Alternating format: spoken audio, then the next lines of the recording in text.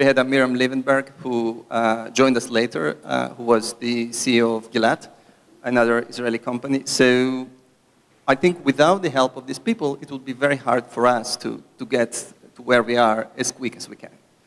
And one thing that is very, very important, and it's very often overseen, is when doing seed rounds, we need to keep the company structure very simple and very fair. So getting into overcomplicated structures usually will be very difficult for the company going forward.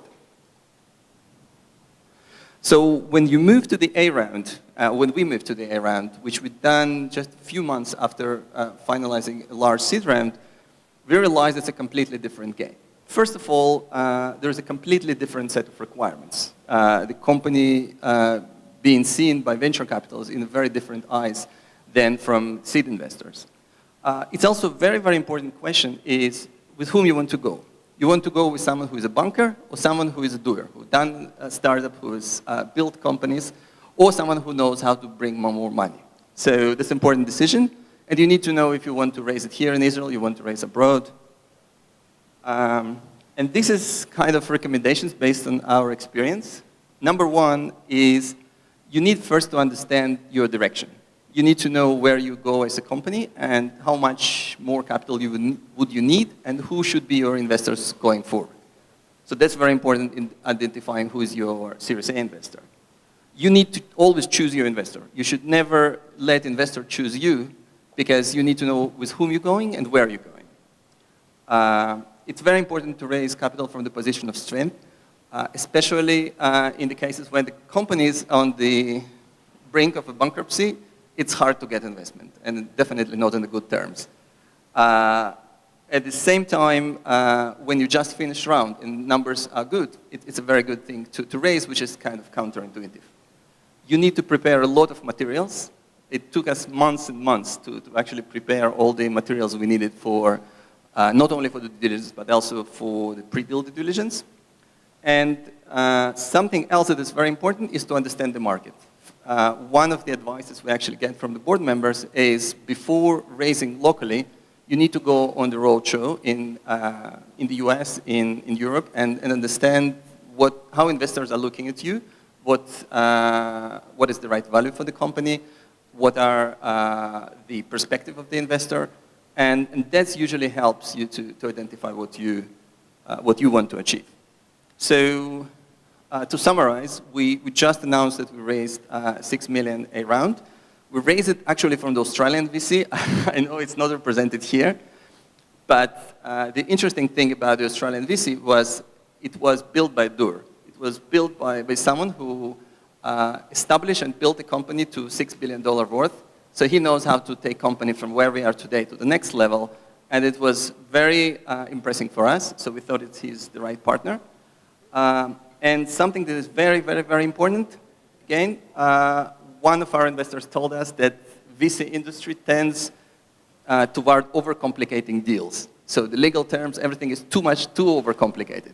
So I think it's really, really important to keep things simple, straightforward, and fair. Fair for both investors and the entrepreneurs. And I think when the deal is not fair from the entrepreneurs from the very beginning, it's also going to be very difficult for the investors for the company to do successful rounds in the future. And I think it's a common interest. So the deal is fair from both sides, and the next investor would appreciate and would continue the same tradition. So I think that's about it. Thank you very much.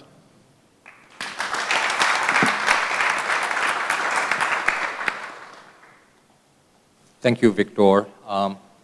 We see the EU-Israel convention needs to be enlarged and to expand to Australia. Yeah. Well, pretty close. We do have a second entrepreneur on stage, someone who has made very different experiences, and so please listen to Chris Yerbey. Hi, my name is Chris Yerbey. I'm the CEO of a company known as Scrap Connection. We're based in Amsterdam in the Netherlands. So my story is just kind of the opposite in a couple of different key ways from the presentation that you just heard. I was invited to speak about my funding experience, which would be probably better described as kind of a slow and maybe even at the early stages a non-existent funding experience. I think I have a unique perspective because I've been an entrepreneur for 18 years. I've had 6 startup companies. 2 of those have been tech, and 1 of those is in the U.S., and 1 of them is in Europe now, the one I just started. So I think it's important to give a bit of background about myself, also our team. I'll tell you a little bit about what Scrap Connection is, and then I can go a little bit into what our track record was, how this whole experience was for us. So my background is in the recycling industry. So let me first say Scrap Connection is a platform connecting scrap metal recyclers with their end users, mostly in Asia. With 15 years experience in recycling, 6 or 7 years experience in importing and exporting scrap as a middleman or as a broker, have quite a bit of experience in those areas. Also I have the previous technology company was again a niche market, niche type web-based marketplace. So I had these skills and these experiences basically when I came up with the concept along with my partner in India about this platform for connecting buyers and sellers. So basically this was inspired first out of I guess the complications that we witnessed in with scrap metal trading, just in getting in the industry as an outsider. We decided that we saw millions of dollars being lost every year through within this industry, and we saw a way that we could fix it. So in 2011, right around the end of 2011, I did some early research with the market. I checked with customers to see if there's a demand for our product. I checked to see if there was demand within the investment world for this type of solution. Finally, yes, everything was a go. So we started the company in the beginning of 2012, and right from the beginning, we started developing the technology. And I went and with my team applied to an accelerator program located in Amsterdam known as Startup Bootcamp. We were the first pick out of 525 applicants to join their program of 10 spots. So what was quite perplexing to me is that we were the first company to be chosen, but the last one to get funded. So it took us a full year and a half to get our funding. And it took me quite a while to try to understand how that was possible, because with all this validation from customers and also from our from investors and feedback from people within the I guess mentors around the program, it seemed like it was a kind of a no-brainer. But what I've realized, and that's really what I just want to share today, is what I see. At least I speak specifically about the Netherlands when it comes to the angel investment situation. But of course, I know that there's parallels to this all around Europe. But I've also been, witnessed a bit to the VC side of things. So basically, we're a company that fell in the cracks, kind of in the middle of the desired type of company to fund. We are a startup company, yes, sure, but we were pre-revenue, we were pre-product launch. We actually launched our product right after demo day. Definitely pre-traction, and so the angel investors that I've come across, and I met with many, they want to ideally invest in companies where they know that they can add value, and that's understandable. But when you're talking about a marketplace that's in the scrap metal business, it's probably not as many people that are comfortable with the scrap metal industry. And then the VCs, when they looked at our business, say, which is normal, we were too early, way too early for the type of investment that VCs are looking for. We're trying to raise $400,000 to $500,000 at the time. So what I feel was missing is what I see in the U.S., which is where you have more professional investors, either super angels or VCs that are moving in towards the seed arena. People that are able to look at the track record, the experience of the team, and basically make an investment, which I heard today a $300,000 or $400,000 investment is quite small compared to the investments of the past to get a company to break even or to show traction. I think that's missing, at least in my experience, and from what I've heard also from other entrepreneurs in Europe.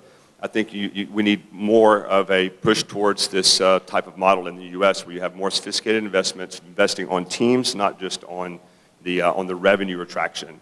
If your angel investors in your ecosystem are only interested in mostly investing in growth companies, well, I think that's kind of a problem.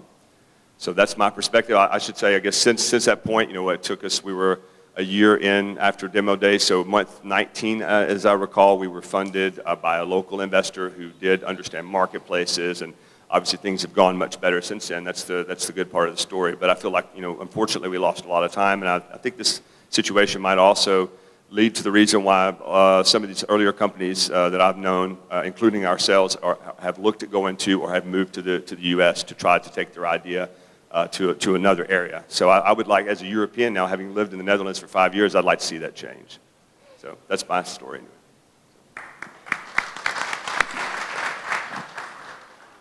Thank you for your tour de force. In Germany, we're going to see the IPO of Rocket Internet later this year. This will be the biggest floating since 2001, the end of .com.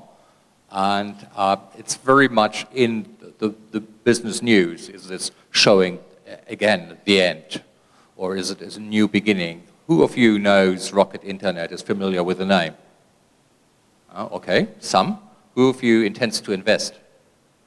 Okay, I'll explain, and then you take a decision. Rocket Internet is the dear project of three brothers. The three brothers at school time, they decided to become entrepreneurs, but they lacked ideas. So they traveled, when they finished business school, they traveled to the US to see what's happening at the end of the 1990s.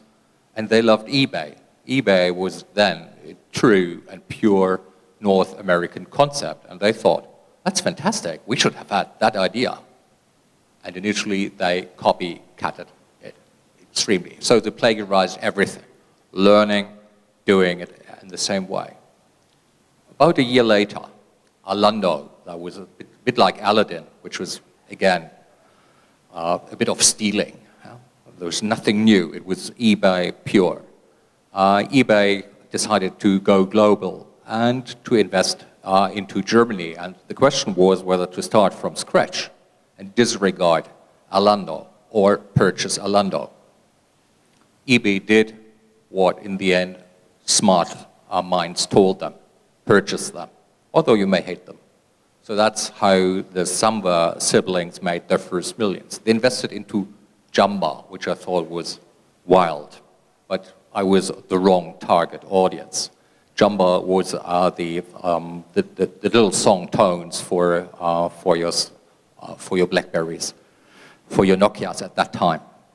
Very successful, sold it, invested into Facebook, was not a mistake, invested into Groupon, was not a mistake, and then they decided that they would never have a smart idea of their own. But they're very good in picking up smart ideas and make them global. So what Rocket Internet is now doing is they're looking for proven business concepts in one part of the world, regardless of where that part of the world is, Mongolia or Argentina, Rwanda or Papua New Guinea, it doesn't matter. And what they promise to them is that they will evaluate whether that product, whether that idea will work everywhere else. They could become, if successful, a new venture capital concept of a very different kind. Is that going to be successful? They're just giving away little money, 750 million euro. They're keeping the main money for themselves or for Kinnevik, which is a Swedish private equity house. You're probably familiar with that. So the question is, will the world of venture capital funding will become very different from today's? Will scrap going for American money be just a pioneer of a wave to come? Well, that's going to change. And I've some other panelists who've already pioneered and have crossed borders. And so just to my left, Yitzhak Fried is there, and I would like you to introduce yourself and let me know, do you believe in Rocket Internet? How is the world going to look like? Hi.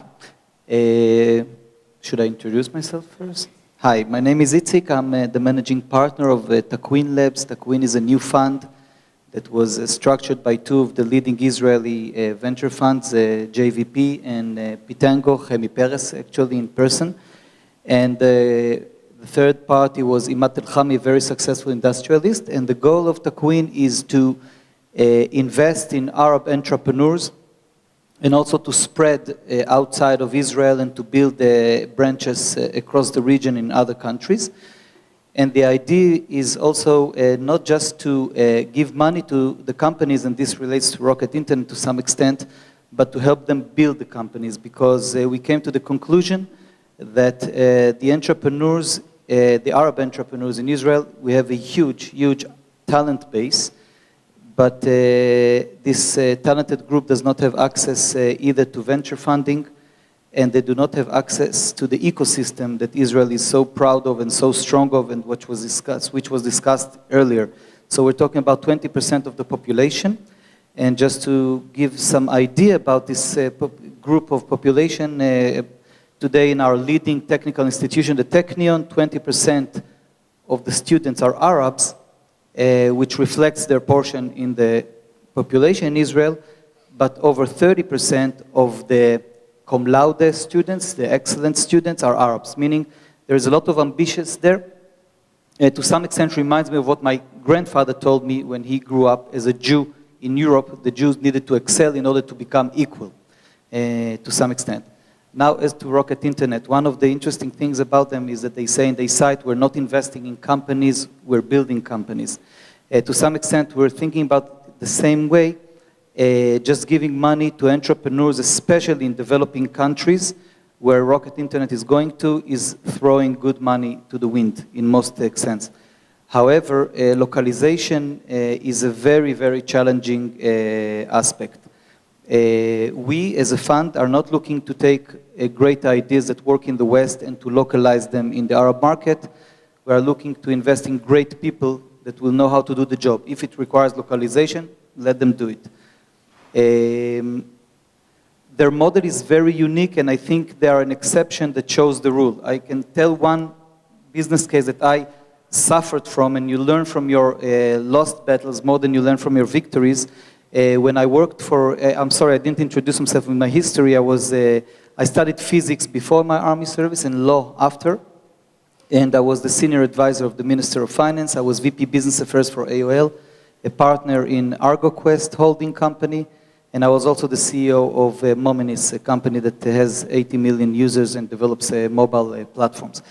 And when I was working in AOL, ICQ was at its prime. We had 250 million users, and it was by far the strongest instant messenger in the world. And one day somebody came to me and told me, listen, we see a company in China, a tiny startup in China that is called OICQ. Should we take their name from them because we own the brand? And we looked at it, it was a ridiculous copy of ICQ, same ringtone, same everything. And of course, we took their name. A few months later, they come back to me from the legal department and they tell me, guess what? They're still on. Now they're calling themselves QQ. And why did they do it? If you ever used ICQ, the ringtone is QQ when you got a message. So we took their name again from QQ. Today, this company is called Tencent, and it's one of the 20 biggest internet companies in the world, in NASDAQ. It's huge. And it taught us a very good lesson, because why did we lose the battle to OICQ in China when ICQ was running so strong? We lost the battle because they knew how to localize better than we did. Just copying something and doing it locally is not the good way to go. You need to really understand the mentality, and it takes a really unique expertise. So Rocket Internet, I take my hat off to them. They're brilliant, and they did a brilliant job. But I would not recommend to any of my colleagues to fall in love with this idea too quickly. It's too risky.